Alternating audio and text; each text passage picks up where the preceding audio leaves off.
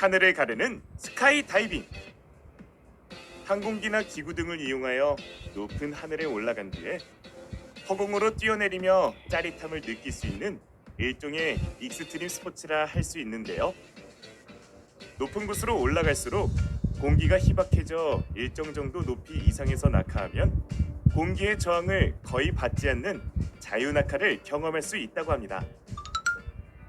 1960년 미국 공군의 낙하산 점프 프로젝트에서 한 공군이 지상 약 31km 높이에서 낙하하여 최대 시속 약 988km의 속력으로 자유낙하를 성공하였으며, 이후 2012년 오스트리아의 스카이다이버가 지상 약 39km 높이에서 낙하하여 처음으로 음속보다 빠르게 자유낙하하는 기록을 세웠습니다. 이후 미국의 컴퓨터 과학자가 2014년에 지상 41km 높이에서 낙하하여 이 기록을 경신하는 등 인간의 고공낙하 도전은 계속되고 있는데요. 대부분의 항공기가 지상 10km 안팎의 높이에서 비행하는 것과 비교하면 얼마나 높은 곳에서 이들이 낙하한 것인지 알 수 있습니다. 스카이다이버가 자유낙하할 때 시간에 따른 낙하 거리를 그래프로 나타내서 그 관계를 관찰할 수 있는데요. 낙하 시간을 X초, 낙하 거리를 Y미터라고 할 때 각각의 값을 표로 나타내면 다음과 같습니다.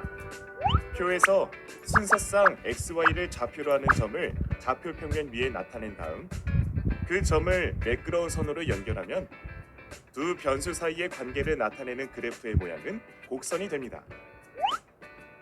이처럼 자유낙하에서 시간과 거리 사이의 관계를 그래프로 나타내면 직선이나 반비례 관계의 그래프와는 다른 형태의 곡선으로 나타남을 알 수 있습니다.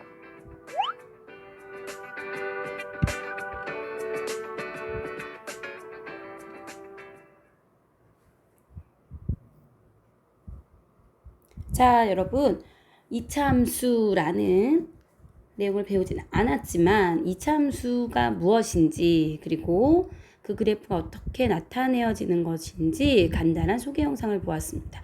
자, 내용을 보니까 그냥 함수라는 것은 일상생활과 동떨어진 어떠한 문자나 식을 얘기하는 것이 아니라 일상생활에서, 아니면 아주 일상생활은 아니지만 주변에 일어난 현상, 어떤 것을, 그것들의 관계를 순서상으로 나타내고 그것을 다시 그래프로 나타내는 그러한 과정을 거치면 어떤 현상을 하나의 표로 눈에 딱 들어오도록 볼 수 있게 해주는구나 라는 것을 알 수 있었죠.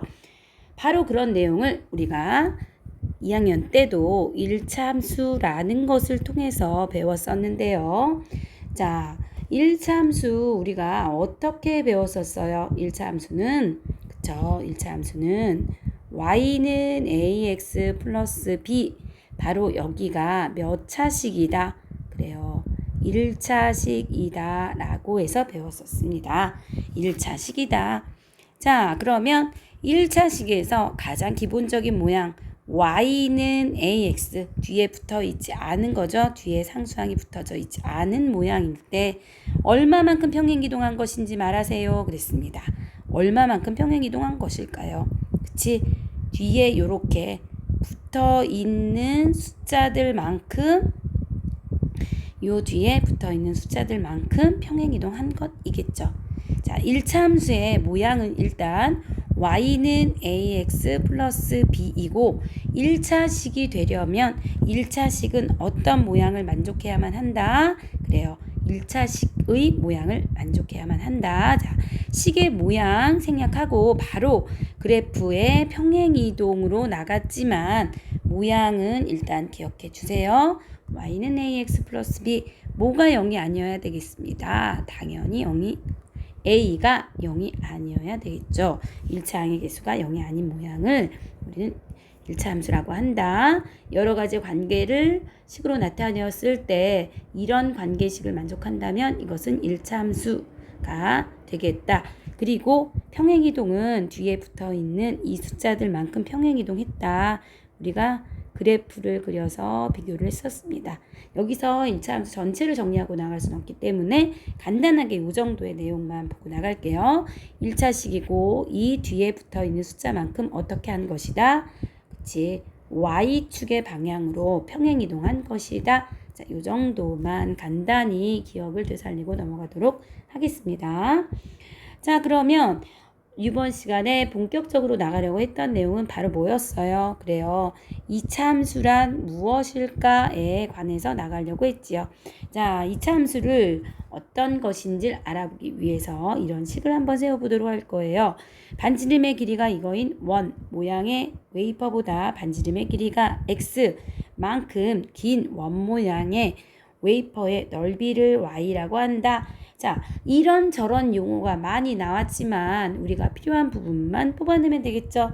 반지름이 원래는 얼마였는데 100이었는데 얼마만큼 반지름이 더 길어졌대요. x만큼 더 길어진 원 모양의 페이퍼의 뭐를 넓이를 y라고 한다 그랬습니다. 원주율은 3으로 계산한다 라고 했지만 그냥 원주율은 파이로 넣고 계산할게요. 계산 자체가 중요한 건 아니니까요. 그래서 y는 파이 r 제곱이죠. r이 여기서 뭐예요? 그래요. 100 더하기 x의 제곱이 되겠네요. 그러면 이것은 우리가 잘 알고 있는 뭐가 된다? 그렇습니다. 2차 함수가 된다. 2차식이기 때문이죠. 자, 다시 가볼게요. 왜 2차 함수가 됐다고요? 얘가 뭐가 됐기 때문에 2차식이 됐기 때문에 그리고 x와 y의 관계가 성립하기 때문에 뭐가 된다? 2차 함수가 된다. 2차 함수가 된다는 건 함수인지 말하시오 그랬는데 함수인지 아닌지 알아보려면 어떻게 하면 돼요? 그래요. x가 한 개일 때 y도 한 개가 나오느냐를 알아보면 되기 때문에 함수가 되겠죠. x가 하나 주어지면 y의 값도 하나 주어지게 되기 때문입니다. 자, 그래서 2차 함수란 이런 모양을 만족하면 된다. 어떤 모양? 2차식인 모양. 자, 그러면 2차식인 모양은 어떤 모양을 말한다? 그렇죠. y는 2차식. 2차 방정식에서 우리가 했던 그 2차식이죠. 대신 는 0이 아니라 대응하는 누가 있다? y가 있다. y는 ax의 제곱 더하기 bx 더하기 c. 여기서 누가 0이 아니어야 된다? a가 0이 아니어야 된다. 그러니까 가장 간단한 2차식은 뭐가 되겠어요? 그렇습니다. y는 ax 제곱이 가장 간단한 2차식의 모양이 되겠네요. 자, 그래서 이것을 2차식의 기본형이라고 할 수 있겠죠. 자, 2차식의 모양은 당연히 y가 x에 관한 2차식인데 함수 y는 fx 이렇게 간략하게 쓸 수도 있고요. 이쪽에 x에 관한 식이 2차식이 되면 된다는 것. 그래서 가장 간단한 2차식은 a가 0이 아닌 y는 ax제곱의 모양이 된다는 것 봐두시면 되겠네요. 자, 한번 찾아보겠어요. 2차 함수인 것을 찾으세요. 누가 될까요? 그렇습니다. 1번과 4번 되겠죠. 문자 중요하지 않다는 거 보여주려고 4번 나온 거예요. HT 이렇게 해도 된다. 꼭 Y와 X여야만 하는 게 아니에요. 3번은 뭐가 되는 거예요? 그렇죠. 1차식이 되고요. 2번은 이거 무슨 관계라고 배웠어요? 그렇습니다. 반비례 관계라고 배웠죠. 정비례 반비례 이거 1학년 때 배운 내용입니다. 자, 넘어갈게요. 2차 함수인 것을 모두 찾으시오 그랬습니다. 1번부터 빠르게 식으로 나타내겠습니다. 밑변의 길이 x, 높이 x 더하기 3, 삼각형의 넓이 y, y는 밑변 2x 곱하기 높이 x 플러스 3 곱하기 2분의 1 계산해 주니까 x 플러스 3 2차식 되나요? 네, x에 관한 2차식 되네요. 자, 2번입니다. 자전거를 타고 시속, 자, 속도, 시간, 거리 y는 뭐였어? 그치, 거속시 외우고 있지요. 속도 곱하기 시간, 그러니까 10x 2차 함수가 아니네요. 3번 꼭 꼭지점의 개수가 x개인 대각선의 개수 y, 대각선의 개수는 꼭지점의 개수에서 몇 개를 빼야 돼? 3개를 빼야지. 나하고 옆에 있는 두 점을 뺐고요. 나누기 2. 왔다 갔다 똑같으니까 나누기 2 해주면 됩니다. 2차식 맞나요? 네. 자, 여기에서 여러분 난 대각선의 개수 몰라. 이런 거에 집중하지 마세요. 지금은 거기에 집중할 때가 아니라 식을 세워놓고 봤더니 몇 차식이 된다? 그렇죠. 2차식이 되느냐 안 되느냐 이 부분에만 중점을 두고 보시면 되겠습니다. 그래서 2차식이 되는 건 1번과 3번이다. 2차식의 모양인지를 보려면 간단히 식을 세워 보아라. 그리고 2차식인지를 확인해라. 그리고 반드시 대응하는 y가 있어야 한다. 이게 포인트 되겠네요. 자, 넘어가 보겠습니다. 자, 이차함수에서 두 번째 모양이에요. 이차함수의 모양 우리 알았습니다. 뭐라고 했어요? 그래요. y는 ax의 제곱 플러스 bx 플러스 c의 모양인데 a가 0이 아닌 이런 관계식을 만족하는 모든 것을 이차함수라고 하고요. 그런데 여기에서 함수값을 구하래요. 함수값이란 뭐예요? 그치? x에 대응하는 y의 값입니다. 뭐라고요? 함수값이. 그래요. x에 대응하는 y의 값을 함수값이라고 하죠. 자, 그러면 꼭 xy가 나와야 되느냐? 아니에요. 여기에서처럼 h, t 이렇게 나올 수도 있죠.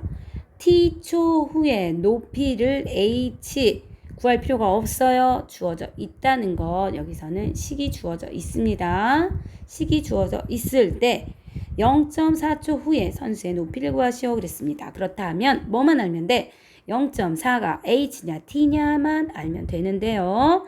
0.4 h예요 t예요? 그렇지요. t가 되겠죠. 그래서 h는 마이너스 5 곱하기 0.4의 제곱 더하기 5 곱하기 0.4 더하기 10 계산해 주시면 됩니다. 자, 다음 거 실전 한번 여러분들이 직접 계산해 볼게요. 조금 더 쉬운 수로 계산해 보겠어요.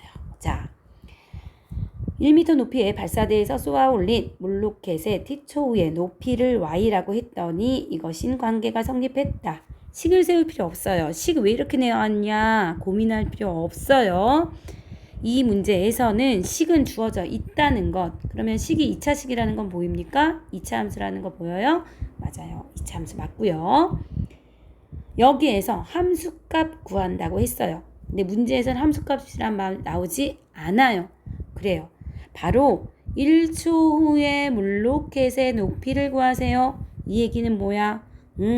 x가 1일 때 y의 값은 그렇지.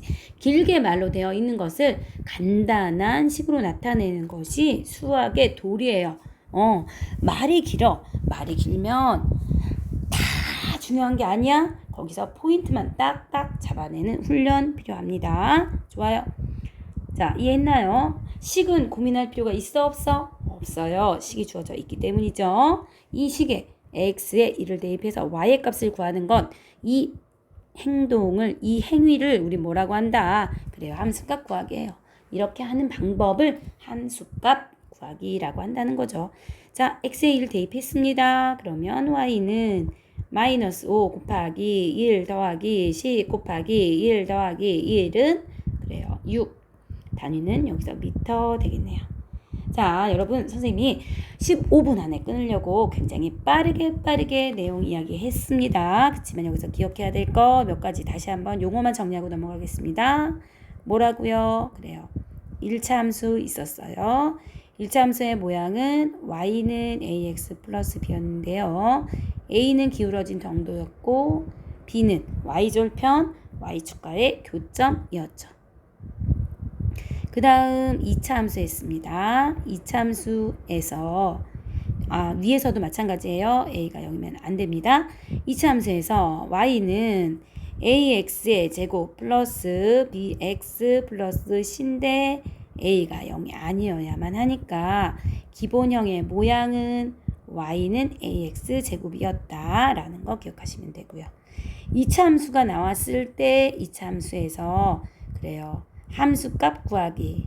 함수값이라는 단어가 나오지 않을 수도 있어요. x의 값을 대입해서 x의 숫자를 대입해서 y의 값을 구하는 것 함수값 구하기라고 한다는 것. 함수값 구하기 자체, 이 단어 자체가 중요한 게 아니라 대응하는 y의 값을 구하는 것이 중요하다는 것. 이렇게 세 가지의 내용 오늘 잘 기억해 주시고 그래프 그리기 수업 시간에 나가보도록 하겠습니다. 자, 여러분 수고 많으셨습니다. 이상입니다.